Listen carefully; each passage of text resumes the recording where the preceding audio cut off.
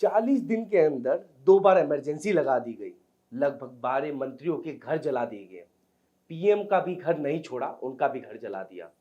PM को मजबूरन अपने परिवार के साथ वहां से भागना पड़ा। जी हाँ, भागने वाले शब्द का क्यों इस्तेमाल कर रहे हैं? क्योंकि वाकई वो भागे हैं। स्थिति कैसी है श्रीलंका की, वो हम आपको बतला रहे हैं। श्रीलंका में ये हालात हो चुके हैं कि सेनाओं को ऑर्डर दे दिया गया है कि जो भी सरकारी संपत्ति को नुकसान पहुंचाए उनको गोली मार दी जाए।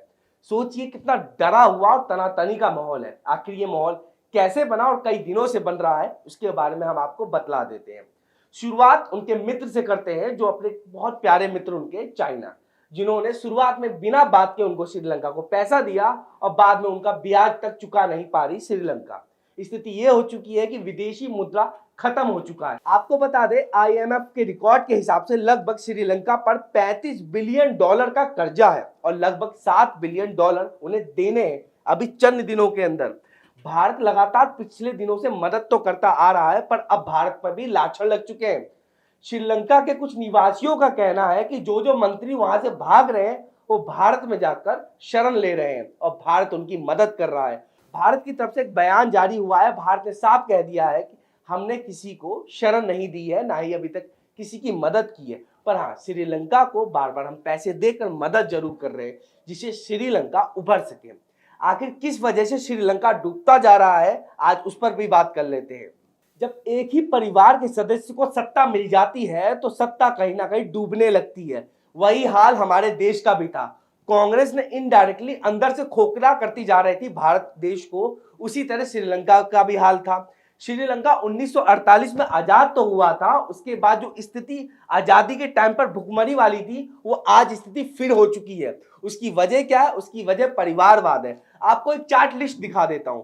भाई है दोनों, एक राष्ट्रपति भाई है और एक पीएम, एक्स पीएम, जो अब रिटायर हो चुके हैं या फिर कह सके उन्होंने रिजाइन दे दिया है, क्योंकि अब जनता का आक्रोश इतना बढ़ गया है कि राष्ट्रपति भी अपना इस्तीफा दें और लगातार वो रोडों पर आ रहे हैं और उनके बेटे भी मंत्री पद पर हैं। तो समझिए कि एक ही परिवार के इतने लोग जब सत्ता में रहेंगे तो अपना ही भला सोचेंगे, जनता का कैसे सोच सकते हैं। यही कारण था कि जनता लगातार उनसे नाराज हो रही थी। दूसरा सबसे बड़ा वजह, जब इनकी सत्ता आई तो इन्होंने टैक्स थोड़ा डाउन कर दिया। सरकार को लगा अगर टैक्स डाउन कर देंगे तो जनता ज्यादा पैसा खर्च करेंगी, पर उनके मित्र ने कोरोना वायरस उस समय छोड़ दिया था तो सब लोग पैसा बचा रहे थे। उसके बाद फर्टिलाइजर, यानी जिससे आपको बता दें खेती बाड़ी के लिए श्रीलंका सरकार ने आयात पर रोक लगा दी, यानी कि फर्टिलाइजर या भी जो खेती के लिए इस्तेमाल होता है जिससे कि फसल अच्छी हो सके, उस पर जब रोक लगी तो फसल अच्छी हो नहीं पाई और यूक्रेन और रशिया की लड़ाई बीच में और दबा दी। क्योंकि यूक्रेन रशिया की जब लड़ाई हो रही थी तो लोग घूमने नहीं आ पा रहे थे यहाँ पर और कहीं ना कहीं श्रीलंका का विदेशी मुद्रा डाउन होता गया। आपको बता दें, भारत बार बार मदद कर रहा है श्रीलंका की पैसों के मामले में, पर श्रीलंका इतना डूब चुका है कि शायद वो अपना ब्याज तक ना चुका पाए।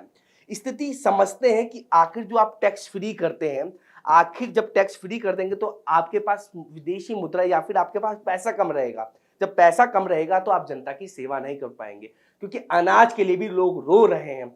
यही हाल हमारे भारत का भी है। लोग कहते हैं ना कि भारत की स्थिति कभी ऐसी हो नहीं सकती। अगर फ्री का लालच देकर सत्ता बनी रहेगी तो भारत की भी स्थिति शायद ऐसी हो सकती है। हम ये नहीं कह रहे कि फ्री का लालच देकर ये सरकार गलत कर रही है। आपको बता दें कि फ्री का लालच का जो पोपट बनाया जाता है ना, सामने से आपके पीछे कर आपकी जेब में से ही पैसा निकाल लिया जाता है। वो कैसे, हम आपको बता देते हैं। जब लगातार सरकार कुछ फ्री की योजना निकालेगी आपके लिए तो आप बड़े खुश हो जाएंगे कि सरकार ने फ्री की योजनाएं निकाली है। तो सोचिए उन सरकार के पास पैसा कहां से आ रहा है। तो भाई साहब कहीं ना कहीं से तो पैसा लेंगे, चाहे अल्कोहल हो चाहे फिर पेट्रोल हो, इन सब पे। अब धरना प्रदर्शन आप ये तो नहीं करेंगे कि माँ मैं जा रहा हूँ, चला दारू के रेट बढ़ गए, जीएसटी में लाऊंगा। तो आपके माता पिता भी तो रोक देंगे, बेटा किसके लिए धरना देगा। पेट्रोल के लिए बोल नहीं सकते क्योंकि जो विपक्ष पार्टी होती है वो भी खुल के नहीं बोल सकती, क्योंकि उन्हें भी डर है कि अगर वो सत्ता में आ जाएंगे और जिसका विरोध कर रहे हैं तो फिर वो कैसे टैक्स कमाएंगे। तो कुल मिलाकर आपको बता दें कि टैक्स भी जरूरी है और परिवारवाद से भी बचना जरूरी है। फ्री से थोड़ा बचे। अगर फ्री का लालच पाकर आप वोट उन्हें ही देंगे तो आप आगे जाकर जरूर पछताएंगे।